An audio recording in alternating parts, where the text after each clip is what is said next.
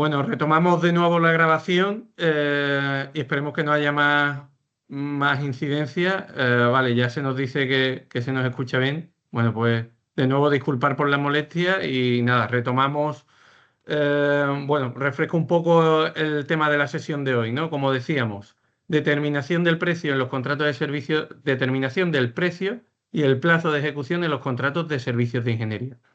Esta temática viene propuesta a consecuencia de una reciente resolución del Tribunal de Recursos Contractuales de la Junta de Andalucía, el Tarja, a consecuencia de un recurso especial que interpuso SICA contra unos pliegos de un contrato de dirección de obra y coordinación de seguridad y salud para asistir a una obra en Cerro Muriano, en Córdoba. ¿Vale? Antes de comenzar con la formación, es importante, decía anteriormente, contextualizar la resolución, porque nos referiremos en repetidas ocasiones durante la formación a la resolución que comento. Bien, la resolución viene como consecuencia de un recurso especial de ASICA que se fundamenta en 5 motivos. 5 motivos de irregularidades o supuestas irregularidades en el pliego de la Dirección General del Agua. La primera irregularidad que detectamos fue el excesivo alcance de los servicios. ¿Vale? Sí que es habitual en vuestros pliegos, en los pliegos de dirección de obra, asistencia técnica, que bueno, los órganos de contratación, a mi juicio, se ceban y digamos, contemplan un alcance excesivamente amplio y desproporcionado con el precio que luego fijan, ¿no? en el presupuesto base de licitación. Y eso pues, es contrario a que el objeto sea concreto y determinado, como lo dice la ley de contratos. Ese es el primer motivo. El segundo motivo de impugnación es la no división o la falta de justificación, mejor dicho, la falta de justificación de la división del contrato en lotes. Bien, aquí hay que partir de la base de que la regla general de la ley de contrato es dividir el contrato en lotes para fomentar la concurrencia y la competencia, ¿no? En caso de que no se divida el contrato en lotes, pues hay que ofrecer, el órgano de contratación tiene que contemplar una justificación reforzada de por qué no divide los lotes en ese contrato. Y en concreto, claro, no casaba la excesiva amplitud del contrato con la no justificación y la no división del contrato en lote. Ese era el segundo de los motivos. El tercer motivo era la falta de adecuación del presupuesto base de licitación y valor estimado al precio general de mercado, ¿vale? Con precios desactualizados y no reales al precio real, ¿no? Al precio de mercado.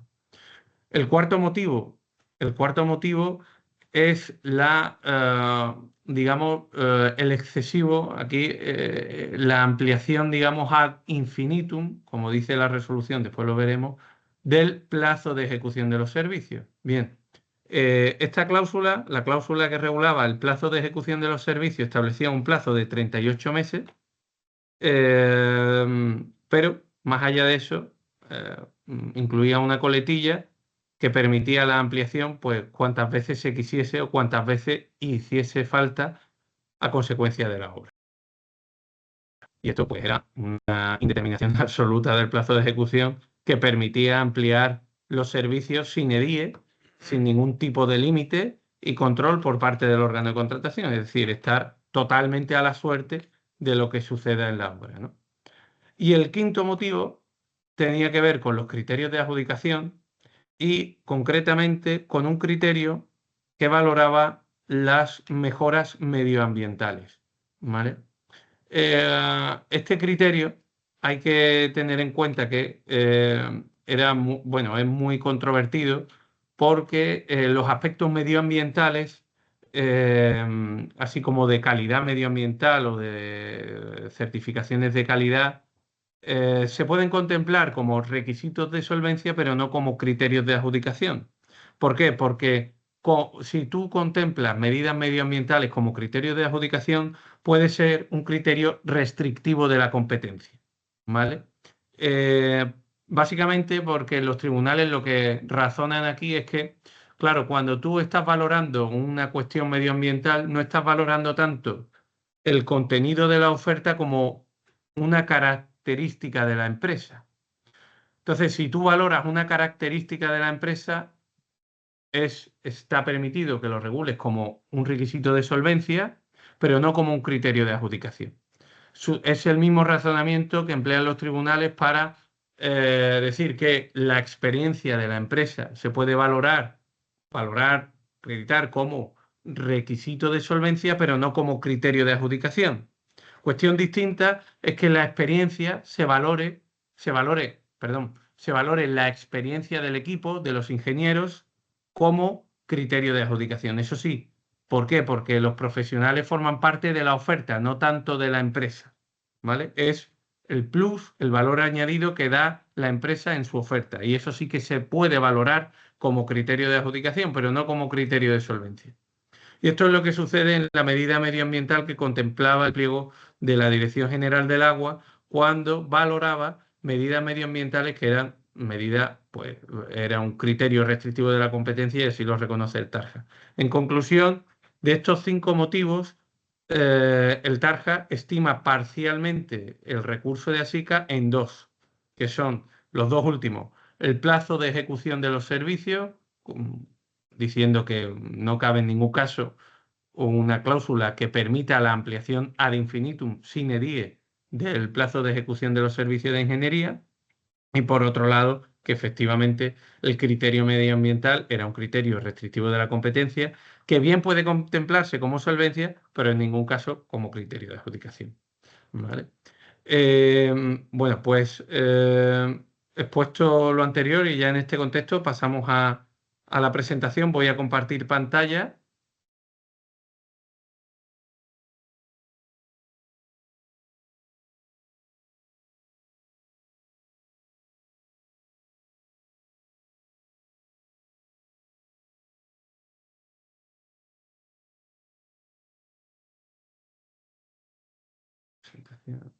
Disculpar, comparta. Bueno, creo que ya se está compartiendo y se ve bien, ¿no? La presentación.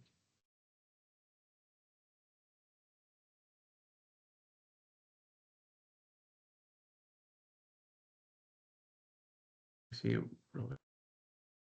Presentación.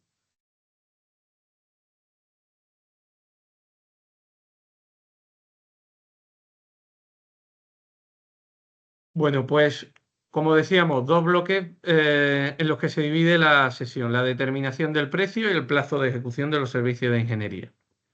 Antes de hablar de la determinación del precio y concretamente cómo determinar el precio en nuestros contratos en base a la disposición 33, hay que recordar los conceptos económicos de los contratos, que son básicamente 3 conceptos: valor estimado, presupuesto y precio. El precio del contrato cuando licitamos, cuando concurrimos a la licitación, no lo conocemos. El precio del contrato es el precio de adjudicación, es el precio de la mejor oferta.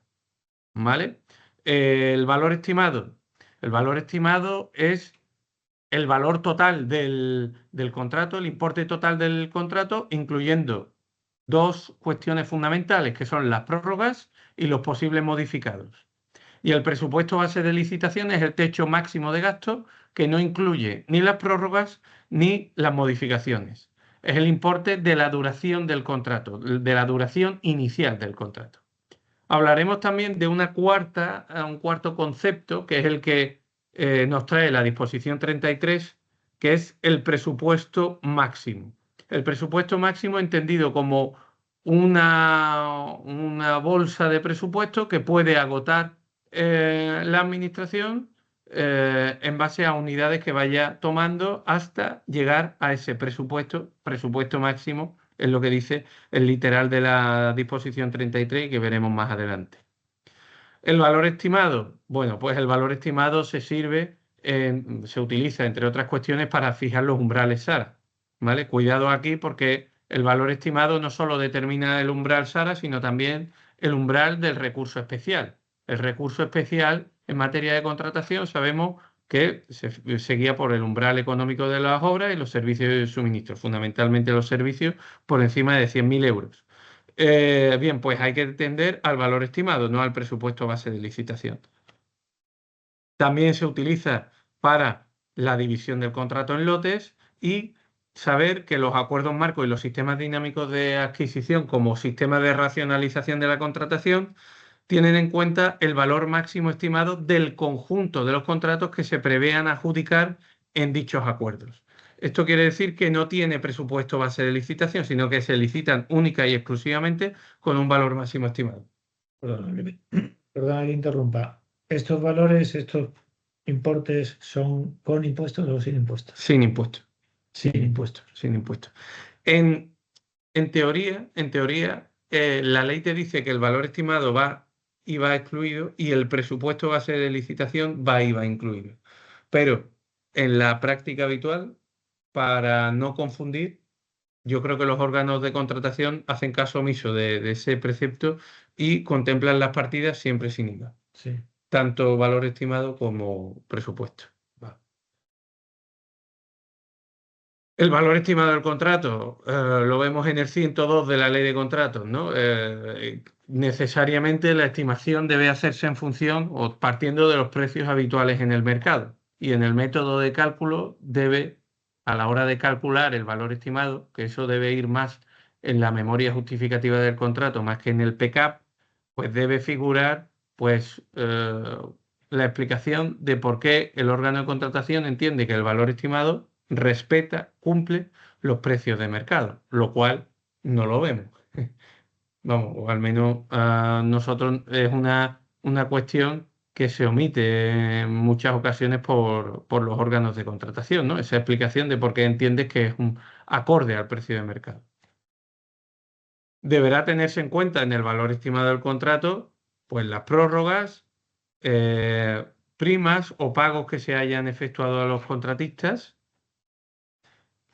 Y en el caso de que se contemplen modificados del artículo 204, claro, el modificado necesariamente lleva aparejado un impacto económico en el contrato. Ese impacto, esa cuantificación, debe ir prevista en el pliego. Pero cuidado, solo cuando hablamos de modificaciones previstas. Acordaros que los modificados tienen dentro del régimen de los modificados hay dos subregímenes. El primero que son las modificaciones previstas del artículo 204 y que pueden ir hasta el 20% del precio del contrato, y los modificados no previstos que, como propiamente dice la ley, se justifican, vienen motivados por circunstancias sobrevenidas e imprevisibles que no podemos prever en el momento en que se licita el contrato, pero que la ley nos habilita a modificarlo cuando se den este tipo de circunstancias y que va al tope del 50%. Siempre sin IVA.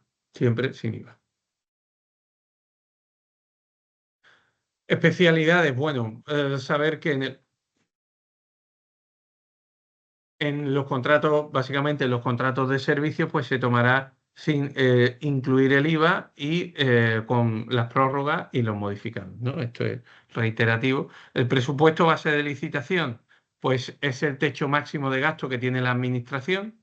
Otra cuestión, esto induce a confusión, porque claro, dices, bueno, realmente el techo máximo de gasto será el valor estimado, porque contempla las prórrogas y el modificado, es decir, el valor estimado, si incluye prórroga y modificado, es superior el importe al presupuesto base de licitación.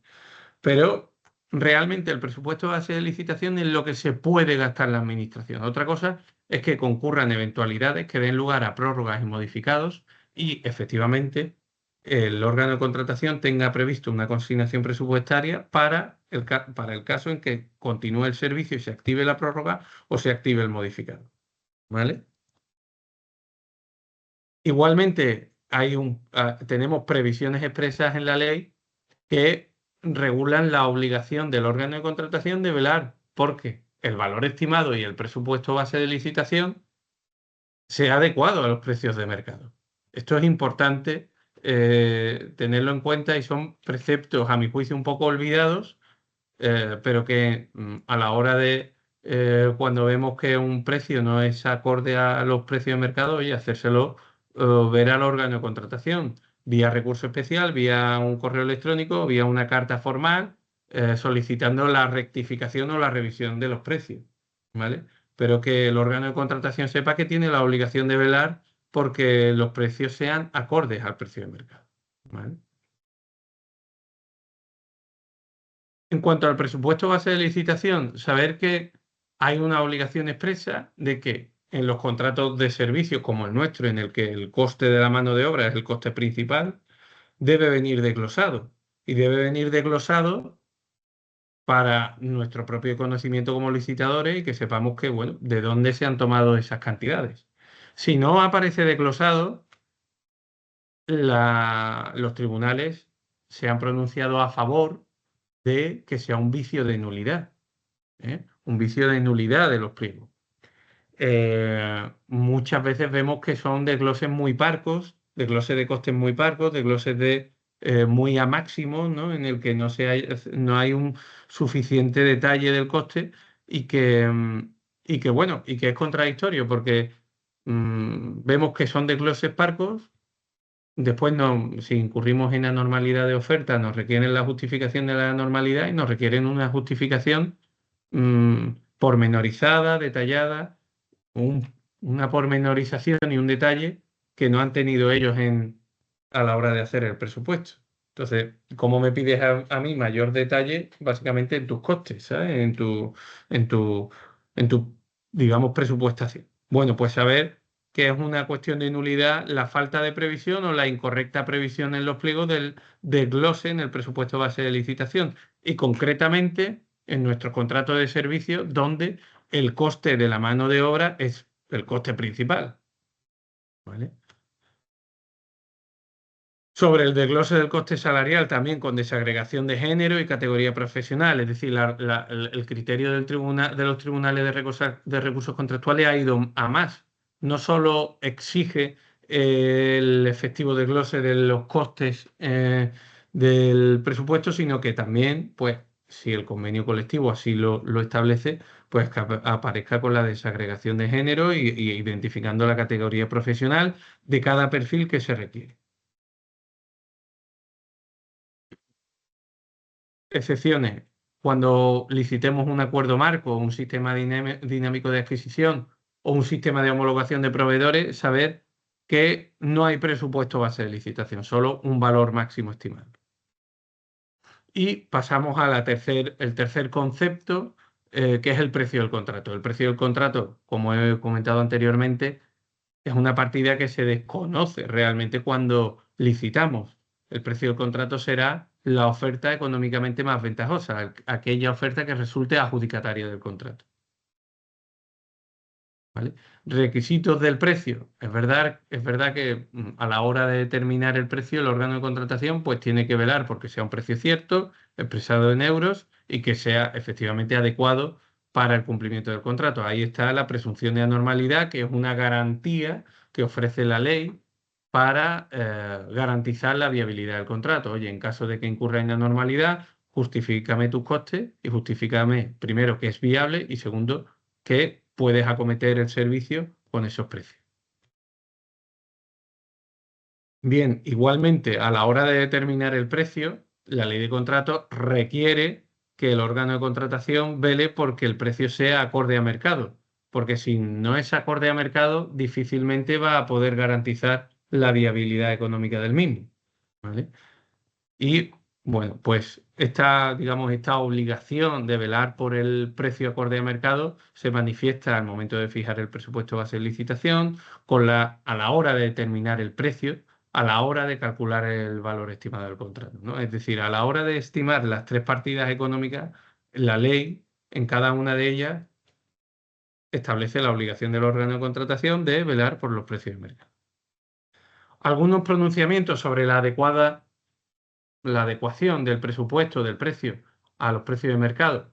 Pues tenemos aquí una resolución de 2024 que la he traído porque genera controversia. Claro, aquí, y lanzo esta primera pregunta, ¿no? Para ver qué os parece. Muchas veces, claro, requerimos al órgano de contratación bueno, que los precios están desajustados y que le den una vuelta y que básicamente adecue ese presupuesto al precio de mercado. Pero cuidado, porque el precio de mercado no es un suelo, es un techo, ¿vale? O eso es lo que dice gran parte de la doctrina. En esto, con a este argumento se cogen muchos tribunales, perdón, no tribunales, sino órganos de contratación, cuando estás discutiendo en un recurso especial, pues la determinación o la adecuación del precio no a mercado, en el que te dicen que, bueno, su argumento es el precio es acorde a mercado y usted lo que me está pidiendo es un precio más allá del techo que yo pongo, ¿no? Que es el precio de mercado. No sé si aquí hay alguna duda o alguna cuestión, pero sé que genera alguna controversia. Otra resolución importante también del Tribunal Central, ¿no? Es decir, que dice, dicho en otros términos, el nivel de desagregación de los costes que debe partir del órgano de contratación ha de ser suficiente para conformar el presupuesto base de licitación adecuado a los precios de mercado. Este es adecuado para que en las circunstancias, pues el adjudicatario pueda cubrir sus costes y obtener un beneficio.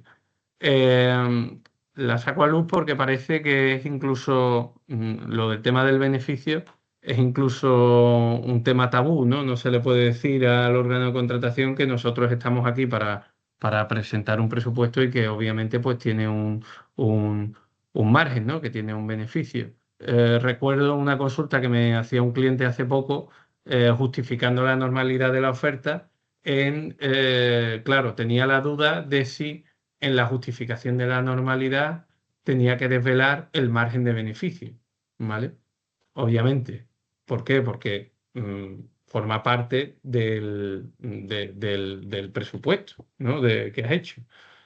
Y el órgano de contratación no te puede excluir porque tú pretendas tener un margen de beneficio en el contrato.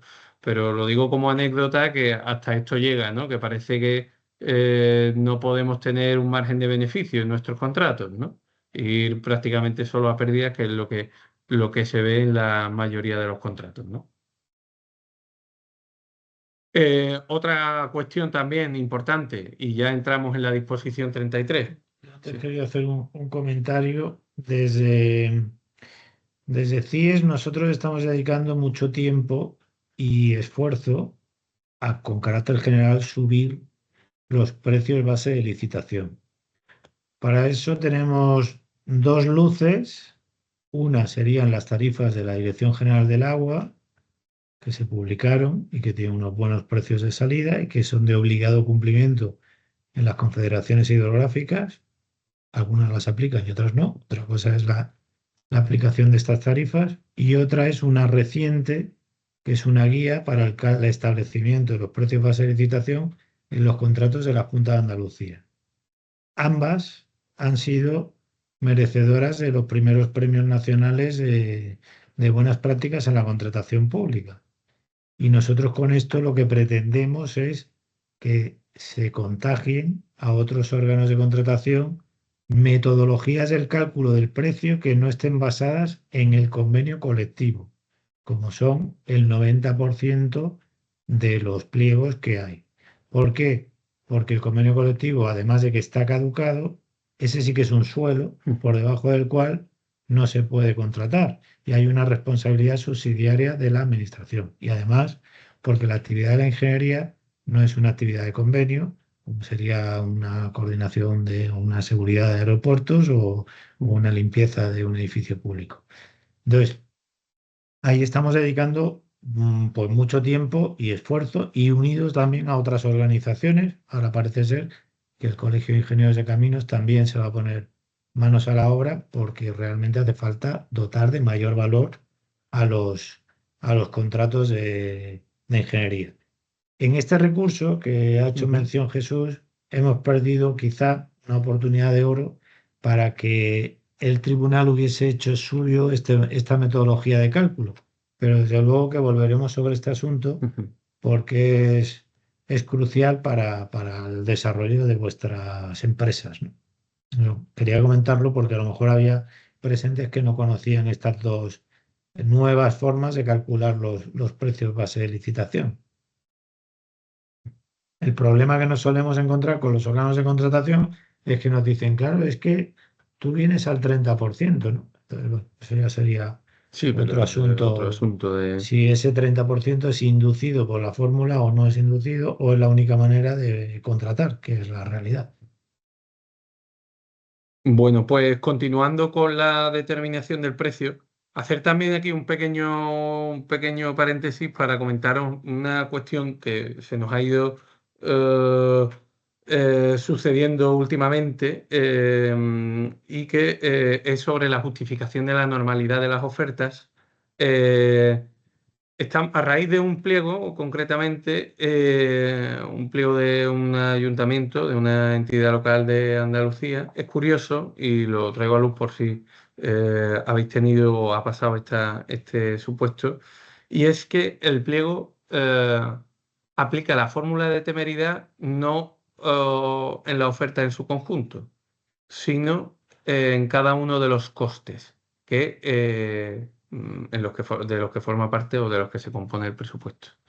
¿Esto qué quiere decir? Que eh, en concreto a un cliente pues le han requerido justificar la normalidad de uno de los costes en los que se compone su oferta, no de la oferta en su conjunto, no de la oferta económica en total.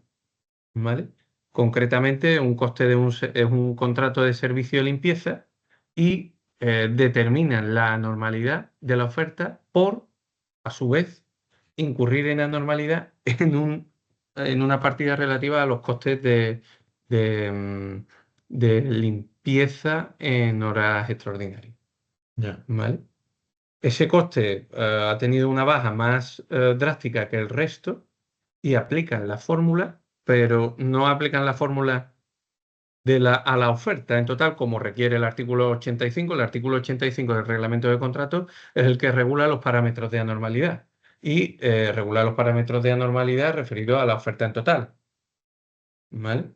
Ya. Pero esto no es así, es la normalidad del coste del coste. Ya. ¿Vale?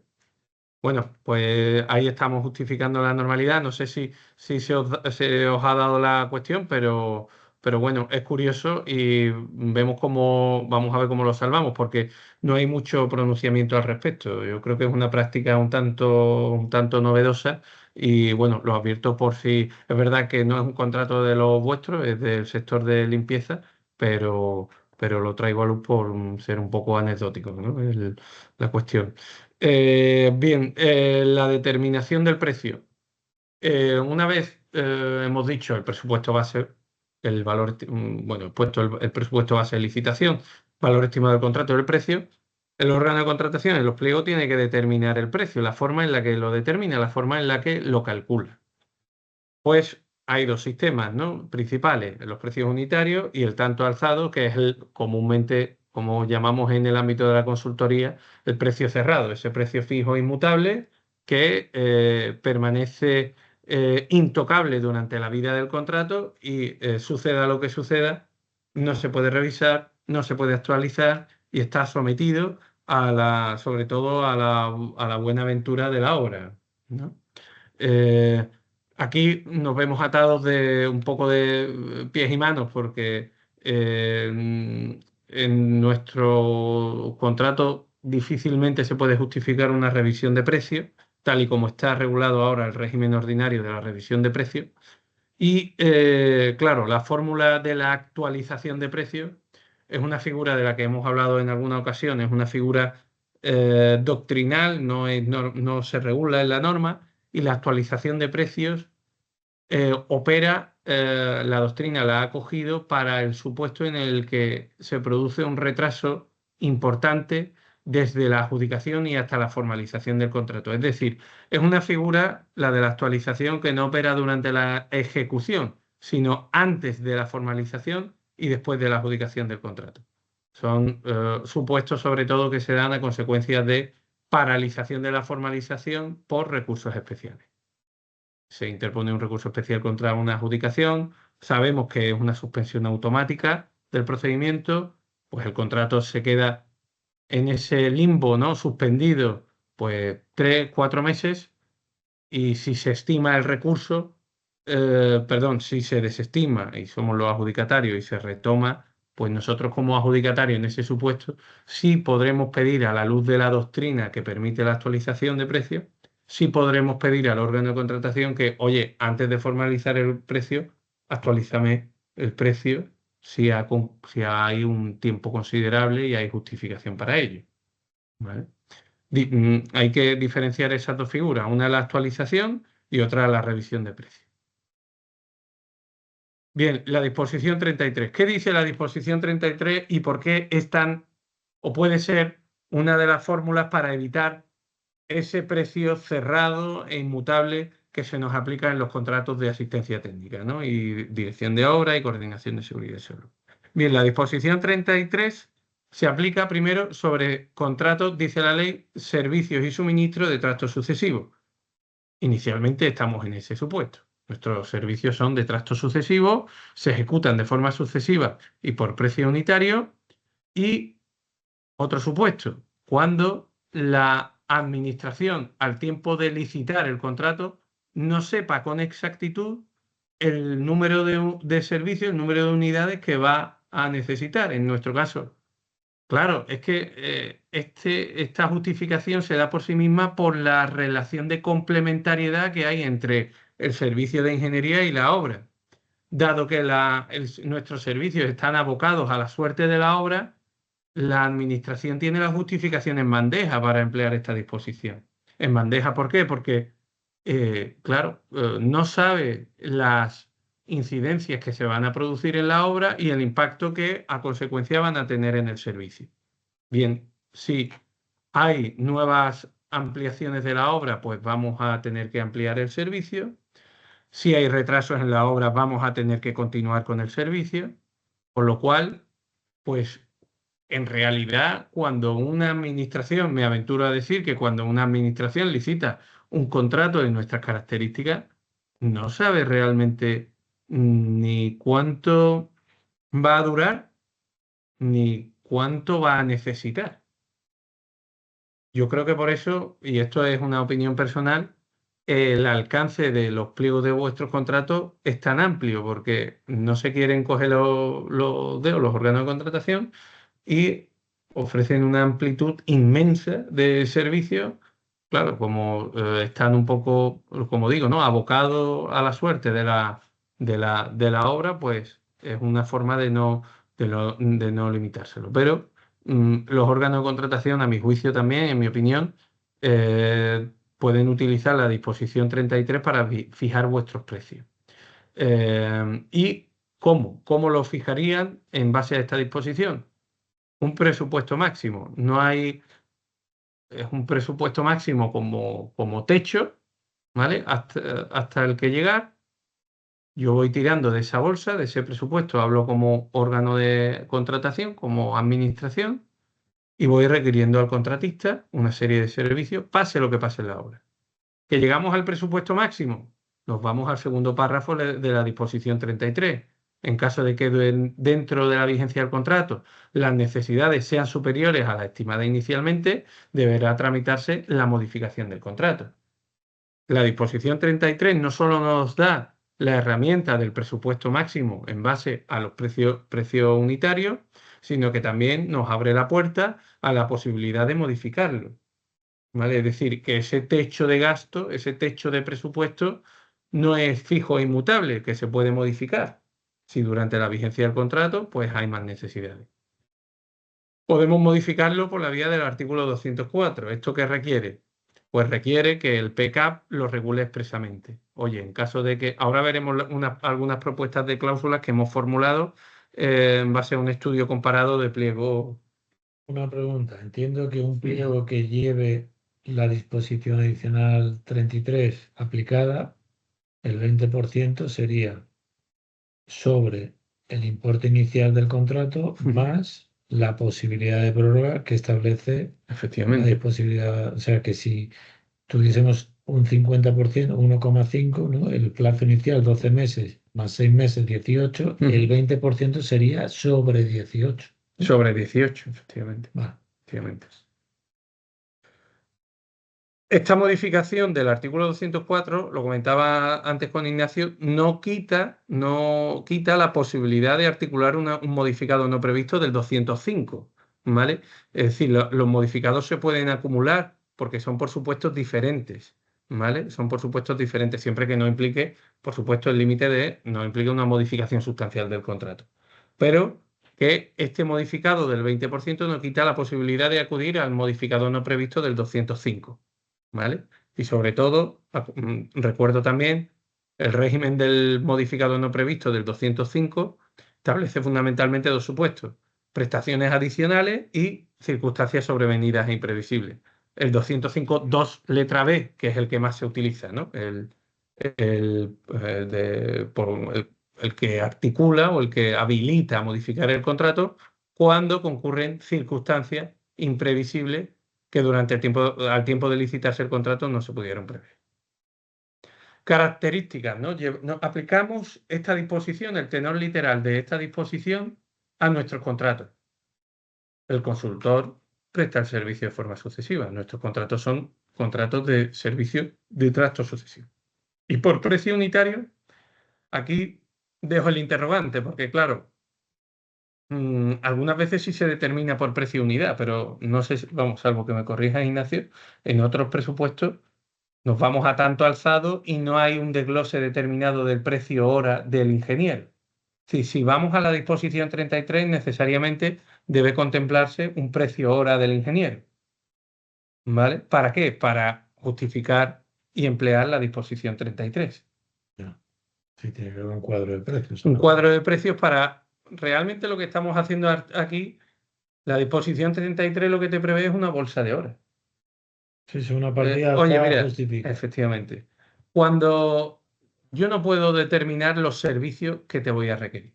Dentro de la dirección de obra está el control y vigilancia de la obra, está la revisión de los proyectos, corregirme si me equivoco en las cuestiones técnicas, ¿no? Pero, claro, eso es el marco de los servicios que te va a pedir la administración. Pero en realidad, en puridad, lo que te va a pedir no es un entregable, no es un informe, es un precio hora y es una bolsa de precios. Oye, yo este mes requiero al ingeniero jefe, necesito al ingeniero jefe 20 horas. Es darle la vuelta, es decir, en lugar de que el precio del contrato se nos determine a un tanto alzado por un número de X de prestaciones, no, es por una bolsa de horas. Y la bolsa de horas llega hasta 10.000. Si la administración consume esos 10.000, pues podrá modificarlo, siempre que lo articulemos en base al artículo 204. Pero en realidad, para bajar el balón al suelo, lo que estamos hablando aquí es de una bolsa hora. Una bolsa hora, con lo cual los pliegos tienen que hacer ese esfuerzo de precio hora, ingeniero, jefe, el ingeniero, bueno, el técnico auxiliar, todo el equipo que conlleve o que haya que escribir ese contrato. ¿Vale? El segundo requisito que no requiere la disposición 33, que el número total de prestaciones sea imposible definirlo en el momento de licitar el contrato. Y esto lo he comentado antes, que esta justificación va de suyo. La propia naturaleza complementaria del servicio de ingeniería con la hora te justifica que efectivamente pues, la administración no puede definir con exactitud qué te va a requerir. ¿Vale? Debe existir un presupuesto máximo, que es el presupuesto máximo de esa bolsa hora, y es necesario contemplar también la posibilidad de modificar el contrato. Importante también que la modificación, obviamente, tiene que tramitarse antes de que se agote ese presupuesto. Ahí tiene que haber una diligencia tanto por parte del contratista como por parte de la administración. Incluso más por el contratista que la administración. Como dejemos que el órgano de contratación nos levante la mano, nosotros tendremos que decir vía escrito durante la ejecución del contrato, oye, que estamos llegando al límite de horas, vamos a modificar el contrato. ¿Vale? Solicitas una modificación del contrato. Y bueno, por parte de la administración, pues efectivamente debe haber una reserva de crédito, ¿no? Una consignación presupuestaria para afrontar esa modificación. Pronunciamiento sobre la disposición 33. Pues aquí tenemos resoluciones del Tarja, resolución de Canarias, que se pronuncian a favor, oye, de utilizar esta disposición. A mi juicio todavía es un gran desconocido de la ley, no por nuestra experiencia, sí que lo utilizan mucho las administraciones locales en las obras y en los suministros, los ayuntamientos, los típicos suministros de material de oficina o materiales de obra para las obras menores de los municipios y tal, sí que se suele utilizar, pero todavía no es una determinación del precio muy asentada en los órganos de contratación, ¿no? Y entre los pronunciamientos, pues tenemos el informe número 9/2024, que tenemos a consecuencia de una consulta formulada por ASICA sobre, oye, planteamos la consulta relativa a, ¿se puede utilizar, es viable utilizar la disposición 33 para determinar el precio en los contratos de servicio de ingeniería? Bueno, planteábamos realmente dos cuestiones. Esa y una segunda que era la inviabilidad de utilizar el sistema del precio cerrado. Sobre el sistema de precios cerrados, este informe se pronuncia diciendo que no puede descartar esa forma de determinar el precio porque es una forma que está prevista en la ley y por lo tanto no se puede pronunciar sobre su carácter inviable. Pero sí que sobre la segunda cuestión, sobre nuestra propuesta, ¿no?, de determinar el precio en base a la disposición 33, pues obtuvimos un pronunciamiento pues, muy favorable en el que el informe pues, se pronuncia a favor, expresando que es un mecanismo adecuado bueno, y viable para establecer el precio, ¿no? De hecho, este informe en algunas cuestiones lo hemos planteado, ¿no? Y lo hemos, vamos, como ilustrativo, ¿no? Para los órganos de contratación. En el propio recurso especial que planteamos ante la Dirección General del Agua lo adjuntamos como documento ilustrativo, ¿no? Para que tuvieran ese pronunciamiento que abre la posibilidad de fijar el precio conforme a la 33, ¿no?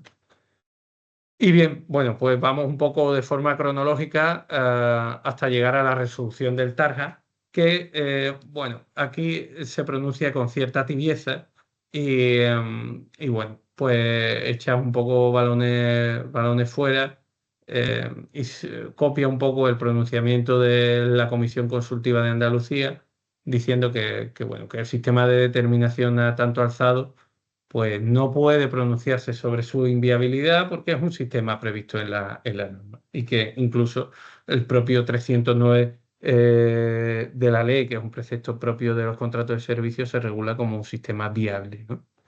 Aquí traemos... Aquí quiero hacer un inciso que actualmente, bueno, los que asististeis a la junta directiva de la semana pasada, ya se os informó que actualmente están en redacción los nuevos pliegos para atender a este fallo positivo, a la estimación parcial del recurso que hemos interpuesto. Entonces va a haber una modificación en cuanto a la remuneración de los trabajos inicialmente no contratados, que es de lo que se trata.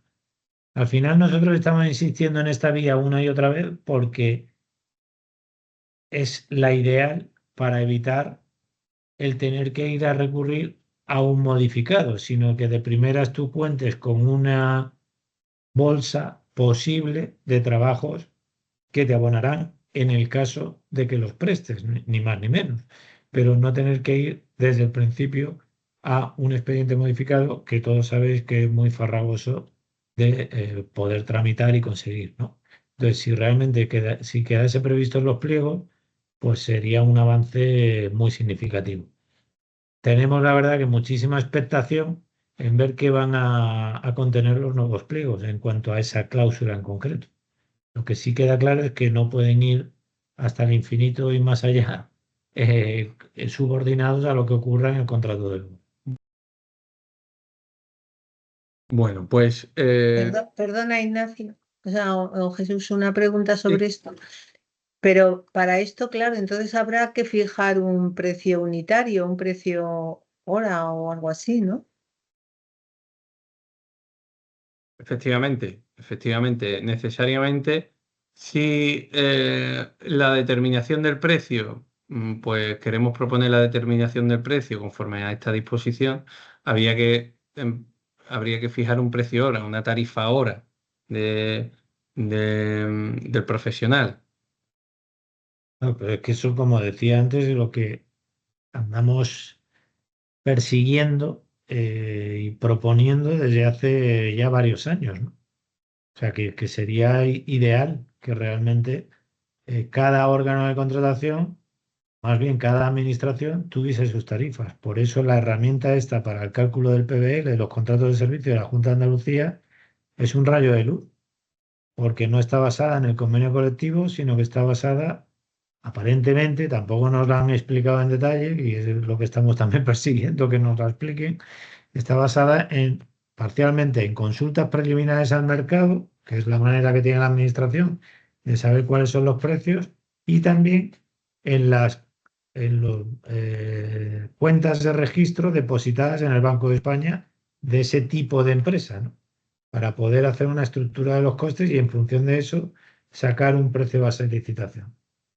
Y por otro lado están las tarifas de la DGA y luego hay otros países como Alemania e Italia que tienen tarifas oficiales. Aquí, en ese sentido, nos encontramos con el escollo y la amenaza permanente de la Comisión Nacional del Mercado de la Competencia, que eso lo ve como, desde mi punto de vista equivocadamente, como una práctica colusoria, ¿no? Entonces es un tema delicado que hace moverse a todo el mundo con muchos pies de plomo, ¿no? Pero hay que insistir en que los contratos deberían llevar precios unitarios que no fuesen el convenio, que fuesen unas tarifas de referencia anual, o sea, y de la misma manera que también, Tarifa orientadora, claro. exacto, los medios propios tienen tarifas Ujú. y la CNMC no pone ningún problema a que tenga una tarifa INECO, ni Traxa, ni ISDEFE, ni ninguno de ellos, ¿no? Sino que les obliga a publicarlas anualmente. Ese es un gran objetivo como sector, que haya tarifas. Pues aquí traemos algunos ejemplos de cláusulas de la disposición 33. Estos son dos contratos de la Dirección General de Carreteras. Y aquí tenéis un ejemplo práctico de cómo se contempla en base a esta disposición. Importante en negrita, que puede inducir a confusión cuando determinamos el precio de esta forma. Claro, y aquí lo aclaras muy bien, esta cláusula. Dice, las referencias contenidas en el modelo de oferta al presupuesto de ejecución no implicarán la determinación del precio final del contrato, sin perjuicio, no obstante, de su utilización a efecto de valorar las ofertas. Claro, como se fija en base al precio hora, realmente tú el tanto alzado que estás proponiendo es a efecto simplemente de valorar la oferta económica. Pero eso no va a ser tu techo de gasto. Es decir, perdón, el techo de gasto. El precio de adjudicación aquí es el presupuesto máximo que aprueba la administración, no la baja que tú haces sobre ese presupuesto. La baja que tú haces sobre ese presupuesto únicamente se va a tener en cuenta a efectos de valorar las ofertas, pero nada más que eso. No, no, tú vas a poder llegar, vas a poder llegar a ese presupuesto máximo en base a la baja que tú haces. No sé si me explico. Es decir, la baja no va a determinar el precio de ejecución del contrato. En este caso, el precio de ejecución del contrato es el presupuesto que aprueba la administración. Así también, la baja que tú hagas va a implicar el mayor o menor margen que tú tienes para agotar el Digamos presupuesto. que, según he entendido, Ujú. independientemente del importe de adjudicación, la administración va a reservar todo el Todo importe eso es, por el que licitó. sin articulado o modificado. Ah, Esto es lo interesante también, que ese margen que hay entre la baja que ha realizado el licitador y el presupuesto que aprueba la administración se puede consumir sin modificado, sin revisión, sin actualización, en base a esta disposición. ¿Vale? Eso es lo interesante, porque bueno, puede haber un cierto margen ahí y no tienes que articular ninguna figura ni ningún procedimiento. Simplemente en base a la disposición, pues continúas prestando el servicio hasta que se consuma. Y aquí os traemos las propuestas de cláusulas que hemos elaborado a partir de este análisis, a partir de la última resolución, que bueno, lo sometemos a vuestro criterio, a vuestra opinión. Son dos cláusulas de redacción similar, vienen a decir lo mismo, aplicándose, ¿no? a vuestros contratos, ¿no? Y a vuestra casuística. Incluso le damos esa justificación, ¿no? Oye, tratándose el presente contrato de un servicio de ingeniería complementario a la obra, cuyas prestaciones no se pueden definir con exactitud al licitar el contrato porque se encuentra condicionado a la ejecución de la obra principal, el órgano aprueba el presupuesto máximo de X, lo que sea, de acuerdo con la disposición 33. Es decir, el presupuesto máximo se establece para valorar las ofertas económicas que los licitadores deberán formular conforme a dicho presupuesto sin que ello implique el precio final del contrato. Porque el precio final del contrato en realidad es el presupuesto máximo. ¿Vale? Y, por supuesto, en el caso de que dentro de la vigencia del contrato las necesidades sean superiores a las estimadas, pues deberá aprobarse el modificado conforme al 204. ¿Vale? Esta es la segunda. Y la primera es esta, básicamente la redacción es la misma, es similar, son dos propuestas muy similares. ¿Vale? La podéis, o como la presentación os la lanzaremos, pues está en la presentación y si hay alguna duda, alguna cuestión, alguna propuesta de mejora, sugerencia, pues abiertos, por supuesto. Estas propuestas, que no tenemos ninguna respuesta, por ejemplo, se han entregado al secretario general del Agua, porque nosotros también queríamos llevar, bueno, pues no solamente tumbar el pliego, sino decir, bueno, esto es lo que nos gustaría que recogiesen, ¿no? No nos han contestado en ningún sentido. Y estamos a la espera de esa nueva redacción, como decía antes. Terminamos con las cuestiones económicas, a salvo de que tengáis alguna duda o cuestión, y comenzamos con el plazo de ejecución de los servicios, ¿no? De los contratos de servicios. Bien, la duración de los contratos, regla general, la duración de los contratos tiene que ser cierta y determinada. Tenemos especialmente relevantes son las prórrogas del contrato. Muchos de vosotros hace poco me preguntabais, vamos, a lo largo del año me habéis preguntado sobre la obligatoriedad o no de las prórrogas. Bien, las prórrogas son obligatorias para el contratista. Siempre que el órgano de contratación preavise con 2 meses de antelación a la finalización del plazo. Es decir, si el órgano de contratación no ha cumplido el plazo del preaviso, la prórroga no es obligatoria y podéis resolver el contrato, vamos, de forma de mutuo acuerdo una vez finalice la duración sin que haya obligación, sin que exista obligación de continuar con el contrato. Otra excepción a la obligatoriedad de la prórroga es cuando se da el supuesto de resolución del 198.6, que es cuando la Administración tiene una demora en el pago de nuestros servicios de más de 6 meses. En ese caso, pues no estamos obligados a continuar con el contrato, mucho menos. ¿Vale? Y por supuesto, como ya sabéis también, las prórrogas tienen que ser acordadas por el órgano de contratación y tienen que venir en un documento firmado por el órgano. No caben las prórrogas tácitas. Es potestativo, las prórrogas son potestativas para el órgano de contratación. Otra cuestión que se nos planteaba, otra consulta, es, oye, ¿el órgano de contratación, nosotros podemos obligar o no al órgano de contratación a imponer la prórroga? No, la prórroga queda a potestad del órgano de contratación. Si el órgano de contratación no quiere prorrogar el contrato, no podemos hacer nada. ¿Vale? Plazo máximo general de 5 años para nuestros servicios, salvo con excepciones. Esto es una de las últimas modificaciones que trajo la ley de contrato y es la posibilidad de exceder o de, justificar un plazo superior al plazo general de los 5 años cuando el contrato implique inversiones. ¿Vale?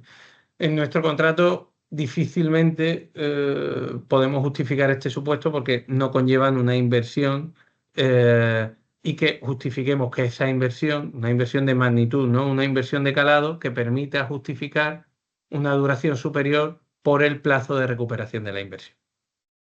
¿Vale? Esa es la única excepción a poder contemplar un plazo superior a los 5 años. Esa y los contratos complementarios que son los nuestros, que son la relación, dada la relación de complementariedad con la obra, que lo veremos más adelante.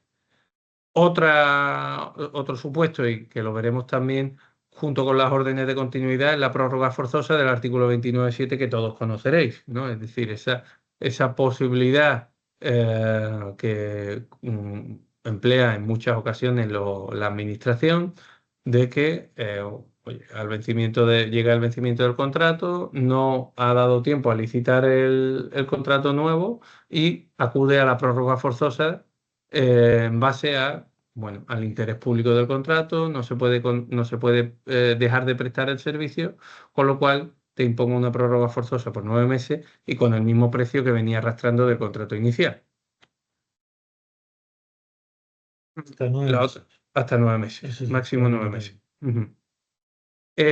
Contratos de servicio complementarios como los nuestros, pues es otra de las excepciones que permite la ley que exceda del plazo de los 5 años.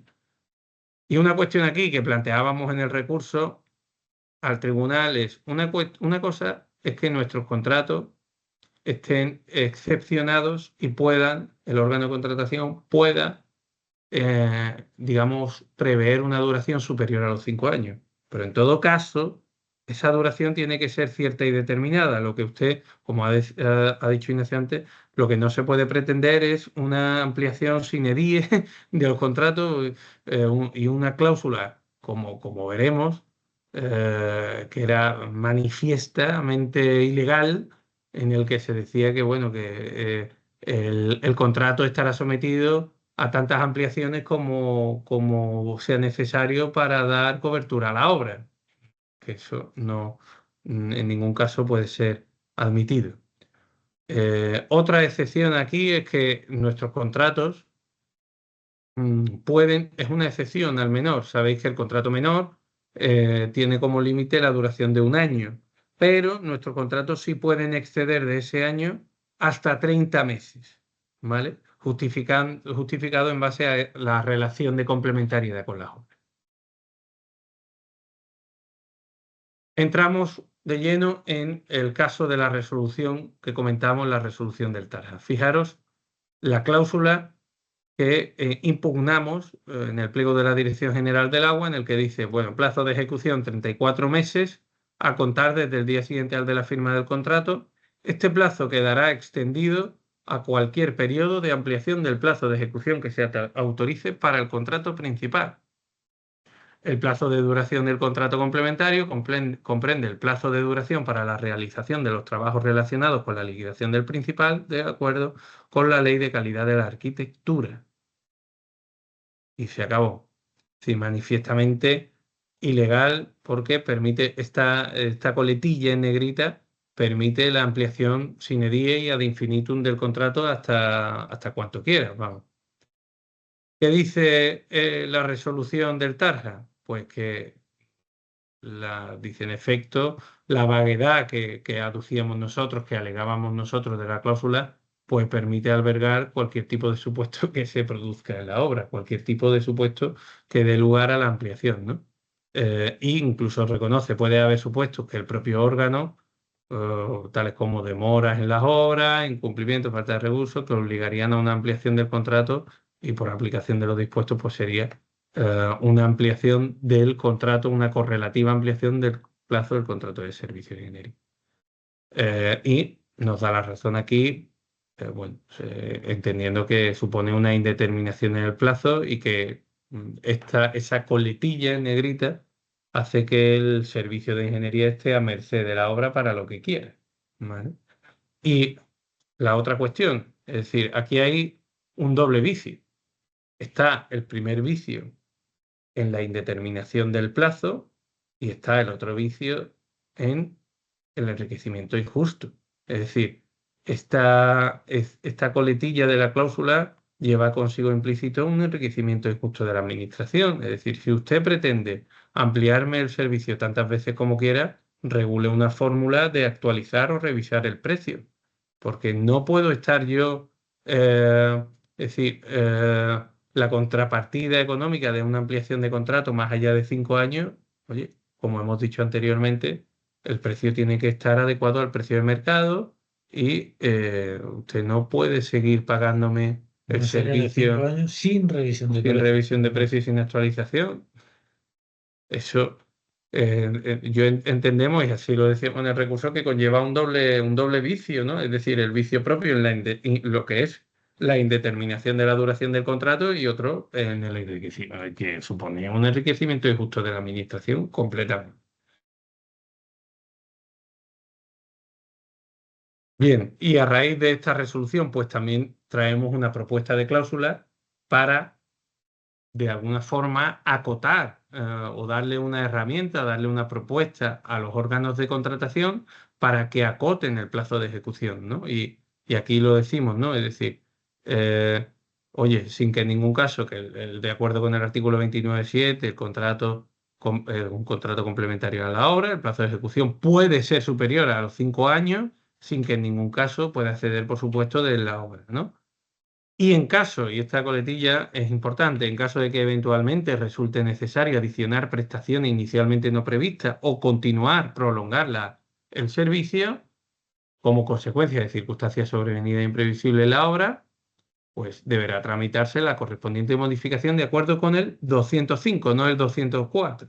No nos vamos al 204 porque entendemos que, oye, estamos a la suerte de la obra, todo lo que se produzca son circunstancias sobrevenidas e imprevisibles y ahí se daría el supuesto del artículo 205.2b.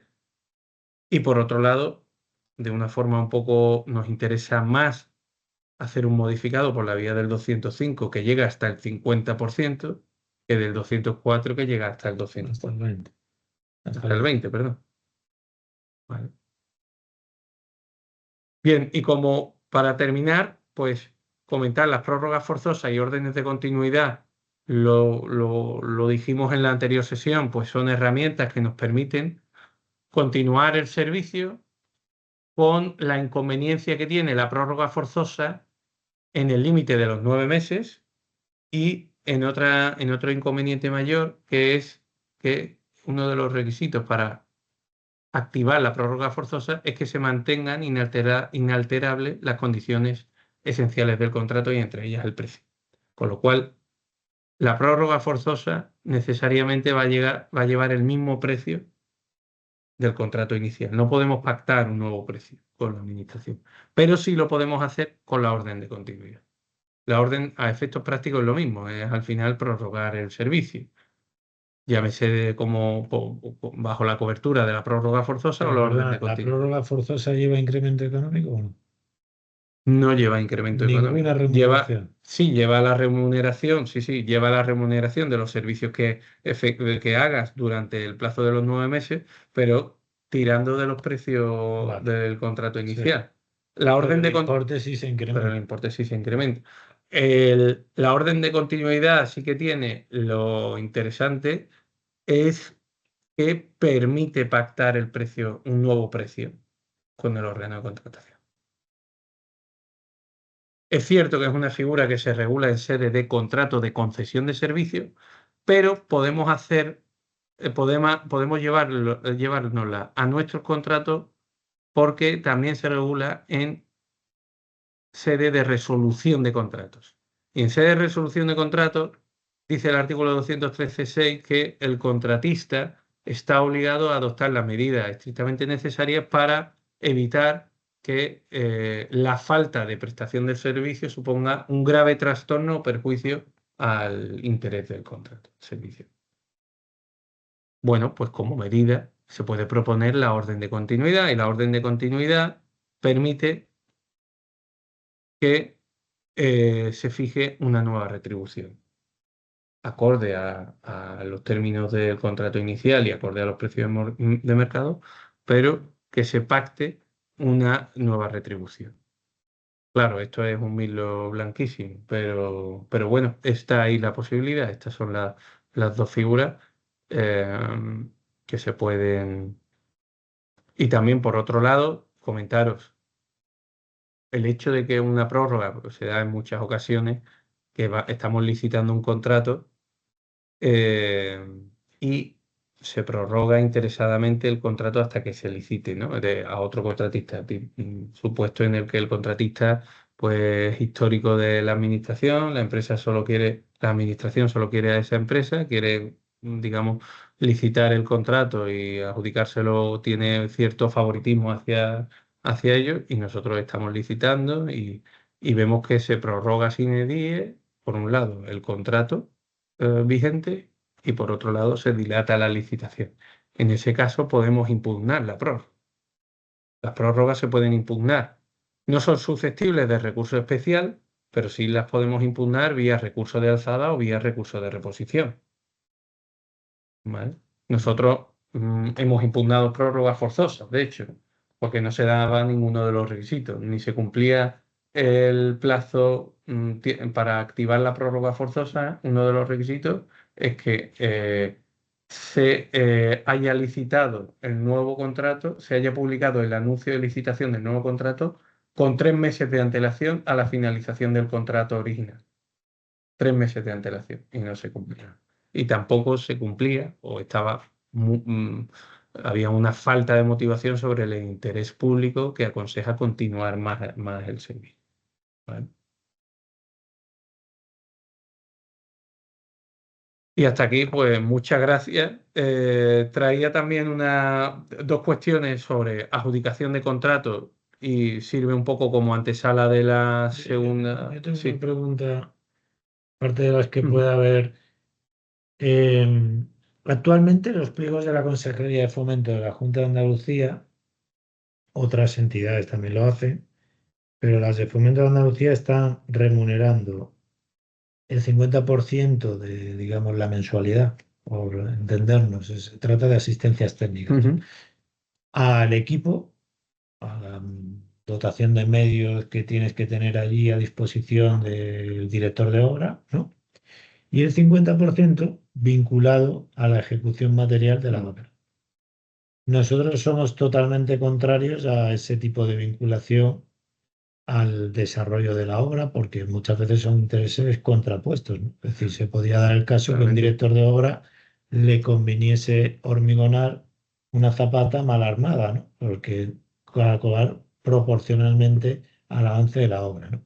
Esos pliegos, a la vista de la resolución, podrían ser, o sea, ¿hasta qué punto podríamos tumbar ese método de pago? Yo creo que, a ver, habría que estudiar cada pliego, pero yo creo que hay motivos, primero por el que has dicho, hay un conflicto de interés implícito bastante importante.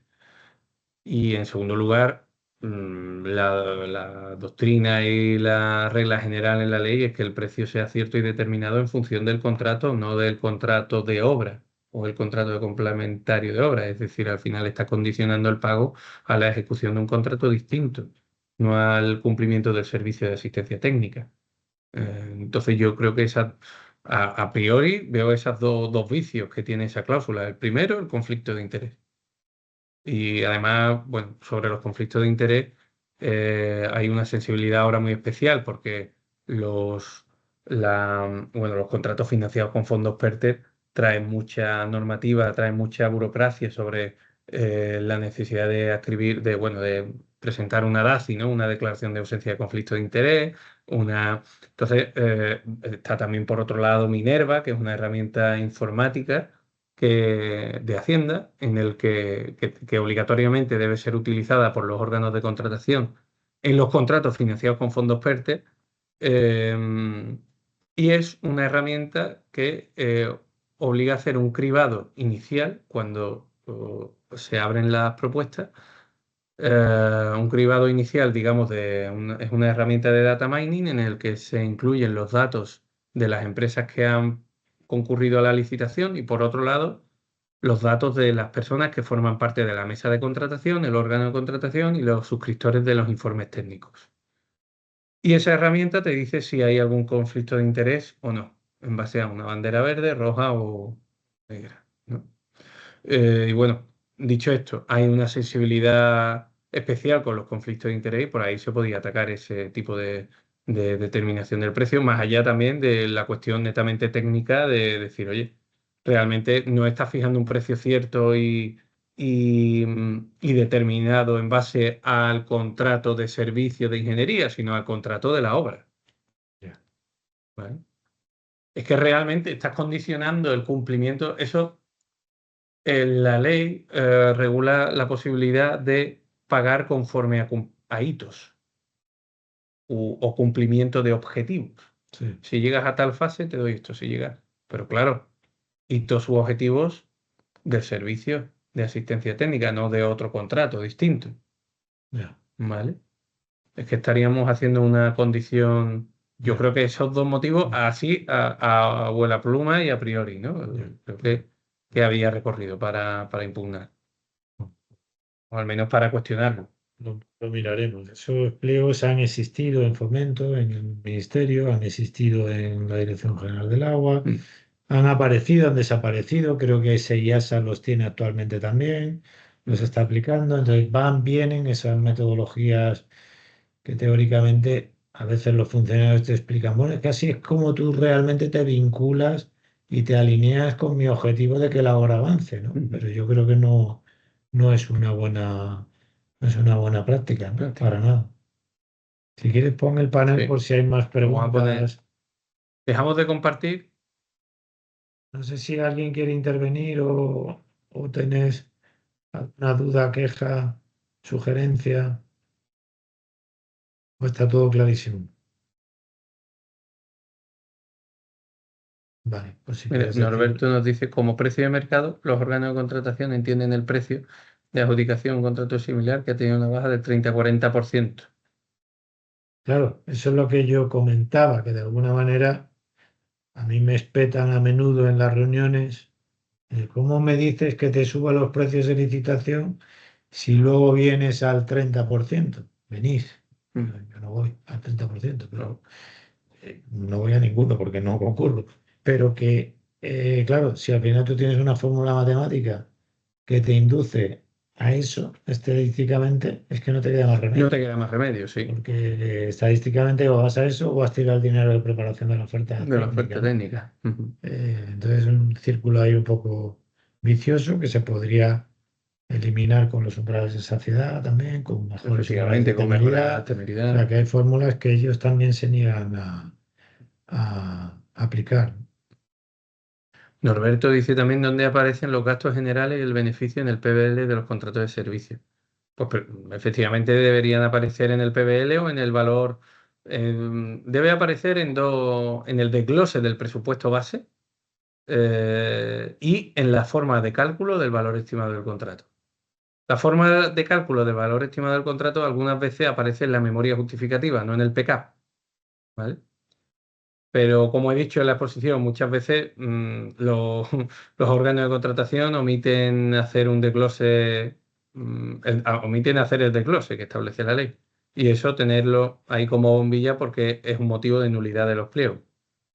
Claro, lo que pasa es que el desglose tampoco viene definido, puede ser muy, bueno, suele ser muy poco, suele tener muy poco Muy detalle. poco detalle, efectivamente, efectivamente. Yo quería comentar dos cositas que tienen que ver con el tema, con la adjudicación y con recursos.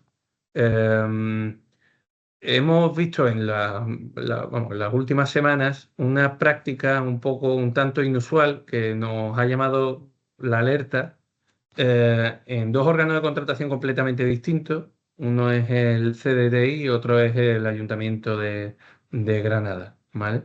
Dos entidades, entidad local y entidad estatal totalmente diferentes. Y tiene que ver con el acto de adjudicación del contrato. Hemos visto que durante el procedimiento de adjudicación, bueno, vosotros sabéis que cuando se propone la adjudicación del contrato, seguidamente hay un requerimiento de la documentación original, ¿no? Previa a la adjudicación. Ahí es el trámite de los 10 días o 7 días hábiles en el que tú aportas como licitador, pues las escrituras de constitución de la empresa, las cuentas anuales, los certificados de buena ejecución, el seguro, etcétera. Bien, pues en estas dos administraciones hemos visto un acto particular que se llama aceptación de la propuesta de adjudicación del contrato. En realidad, lo que suele venir haciendo casi todos los órganos de contratación es se requiere la documentación que he comentado al propuesto adjudicatario y seguidamente se adjudica, ¿no? El contrato una vez vista la documentación y que está todo bien. Pero en dos procedimientos de estas dos entidades hemos visto que hay un acto formal de aceptación de las propuestas por el órgano de contratación, se requiere la documentación y una vez comprobada esa documentación, se anuncia la adjudicación, remitiéndose ese anuncio al acto de aceptación de la propuesta de adjudicación. No solo eso, sino que hemos visto que en el acta de aceptación de la propuesta de adjudicación lleva un pie de recurso. Un pie de recurso en el que dice que es susceptible de recurso especial si el contrato está por encima del umbral económico. La alerta aquí es, claro, pensando mal, se están llevando el acto de adjudicación a un acto anterior en el procedimiento. ¿Para qué? Para que cuando se publique y veamos en la plataforma la adjudicación del contrato, nos digan y presentemos recurso especial, soliciten la inadmisión por extemporáneo. Porque digan, no, usted está recurriendo a un anuncio de adjudicación. Realmente la adjudicación se produjo anteriormente. La adjudicación se produjo en el acto de aceptación de la propuesta de adjudicación.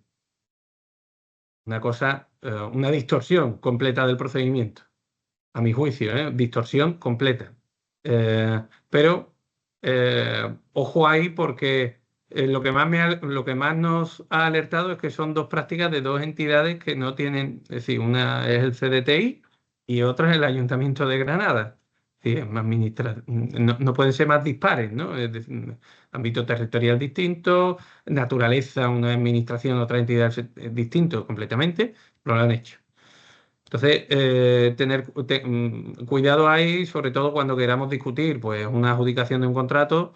Yo en estos casos lo que recomendaría por prudencia es impugnar el acto de aceptación de la propuesta de adjudicación y que nos inadmitan. Si nos inadmiten, podremos ir siempre contra la adjudicación definitiva. Pero al revés, si esperamos al acto de adjudicación, nos pueden decir, oye, el acto se produjo anteriormente.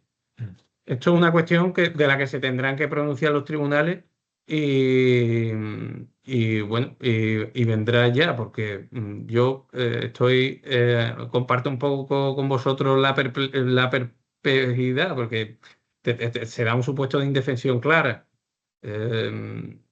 y no se puede distorsionar el procedimiento de esa forma. No puedes adelantar un acto de adjudicación cuando no se produce la adjudicación hasta que el órgano de contratación no ve toda la documentación y determina que efectivamente está ok, que el propuesto adjudicatario se convierte en el adjudicatario del contrato. Ya. Jesús, relativo a bueno, desde luego eso habrá que estar vigilante y la información que nos podáis dar de esos casos nos vendría muy bien porque vosotros estáis en el día a día de las adjudicaciones. Pero hace poco me han comentado una temeridad admitida. ¿El órgano de contratación tiene la obligación de publicar la justificación o no? Estoy hablando de un concurso con bastantes licitadores en el que ha habido una baja pues, muy agresiva y el órgano de contratación ha decidido admitir esa temeridad, pero sin embargo no ha informado, no es que no la haya colgado, sino que no ha informado al resto de licitadores cómo se ha justificado esa baja. A ver, desde luego, sí, como práctica parece poco poco transparente, pero yo no sé hasta qué punto hay una obligatoriedad porque claro, al final la admisión es potestativo, ¿no? O sea, efectivamente. del órgano de contratación, pero El razonamiento que lleva a admitir la justificación debe publicarse. Lo que se debe publicar es el informe que hace el servicio técnico del órgano de contratación que sea, valorando la justificación de esa normalidad y aceptándola o rechazándola. Ese informe debe publicarse. Lo que no se puede publicar, que es por cuestiones de confidencialidad, es la justificación que presenta cada licitador. Eso no se puede publicar.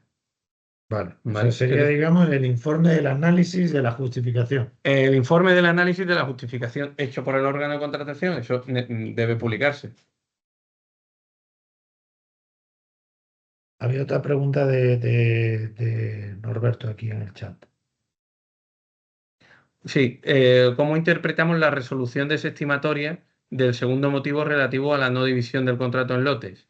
Bueno, A mí me parece que es una justificación muy parca la que ofrece el órgano de contratación, muy débil. Pero el tribunal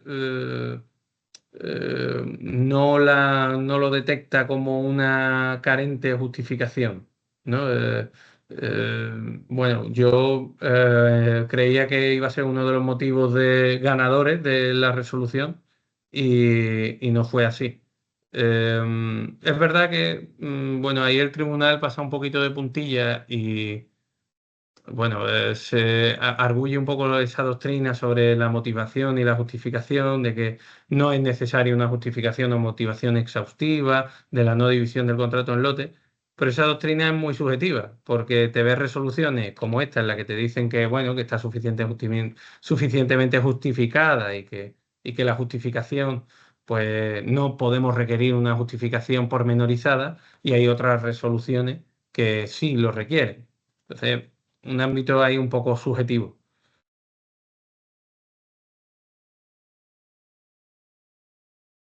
Bueno, eso internamente nos causó Sí, hasta controversia, ¿no? Porque yo no tenía claro que debíamos solicitar eso, ¿no?